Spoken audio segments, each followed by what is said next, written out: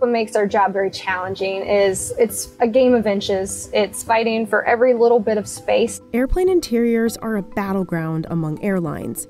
Who can make 15 hours straight in the air most comfortable, even if you're stuck in economy? But comfort isn't the easiest to come by flying in a metal tube 40,000 feet in the sky. There are challenges because you're in a very small space with a lot of people. We went on board Delta's redesigned Boeing 777 with the people whose job it is to make flying suck a little less. Delta announced the redesign of its entire 777 fleet back in 2018, and the airline finished updating the 18 planes in Singapore in early 2020. All 4 cabins underwent upgrades. When that 777 comes in, it has a very old interior, so they rip it all out and they install everything new. There is thousands of hours of engineering that has to be done to install all that equipment and develop the interface diagrams, develop the certification documentation. While Delta has announced it will retire the Boeing 777 fleet, its facelift can still give us a look into how designers maximize limited space on a plane.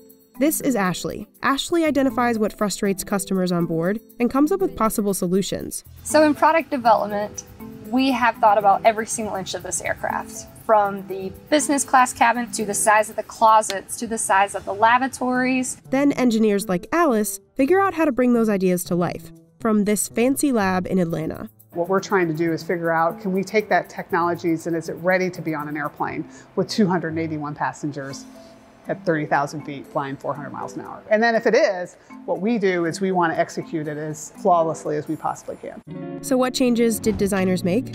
We'll start with business class. This whole seat has memory foam cushioning in it. It's designed to be like a mattress, basically. For us, it's all about picking very careful, sustainable, non-flammable materials, but also making sure they're comfortable as well.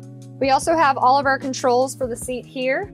What we really work on is also building spatial mock-ups to really determine that every passenger of all sizes is comfortable in the space here. And if not, then we'll work to adjust. Can we adjust the console size to make it smaller or bigger and give more room here? Every suite also has a fully enclosed door. And if you're in the center seats, then you also have a privacy divider between the 2 seats. Every seat has a leg rest, footrest, got a remote control. Got my nice 13.3-inch high-definition IFE screen. That in-flight entertainment system is wireless, the first of its kind in the industry. It was developed in that fancy lab.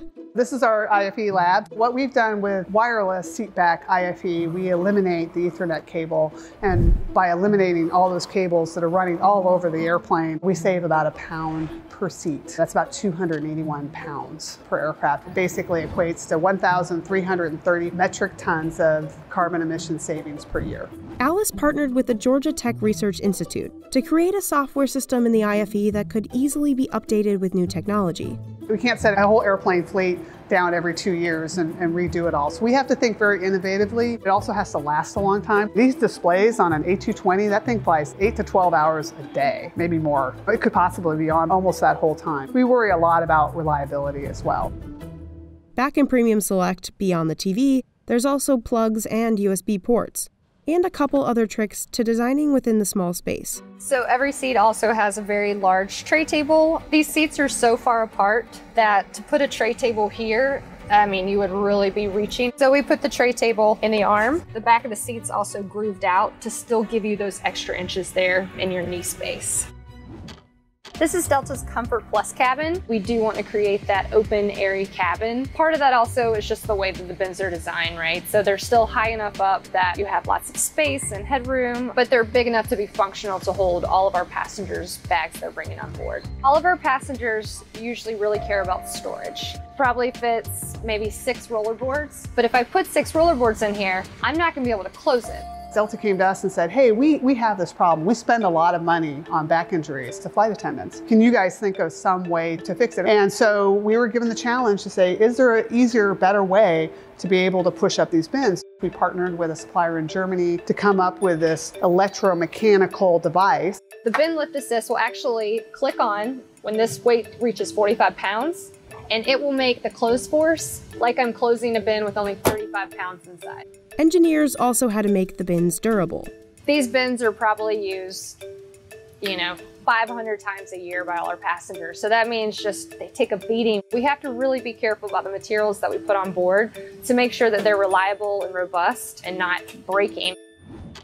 This is really where we spend the most time. I think the hardest part of an economy seat is the inches. So the industry standard on a 777 aircraft is actually to put 10 seats wide. Instead of squeezing in a 10th seat in each row, we maintain 9. Everyone hates getting that middle seat on a long haul flight. So instead of having 2 middle seats here in the center, we only have 1. It's also about giving passengers things to do at their seats while they're on such a long flight. In the event that the passenger in front of me wants to sleep and they recline their seat, then my screen here tilts so that I can get a better viewing angle regardless of what the passenger in front of me is doing. But the design details extend beyond just the seats and into the whole plane. They added more space in front of the lavatories for people to line up. Making sure the aisles are wide enough so that customers can easily get their bags up and down. The flight attendants can also easily push the carts up and down. They also tweaked the lighting system. Our full spectrum LED lighting has 7 different lighting scenarios. So for your meal setting, you're going to have a nice warm orange-red color that is supposed to stimulate hunger. We also have a sunset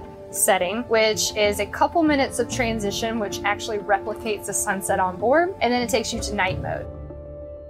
As a designer, I've sat in these seats, I've flown all over the world. I want to know what the experience is like, and I want to know the customer pain points, mainly because I've experienced them, but it's also my job to try to ease those pain points.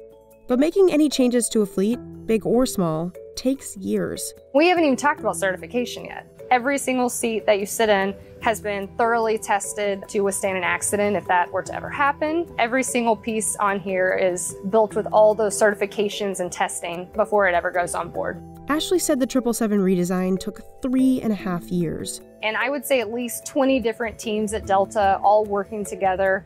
We came and we tested it. We had some flight attendants come in and try it out. We did the certification, the installation, and all the engineering so we could put it on the airplane, make sure it was safe, and flew it away.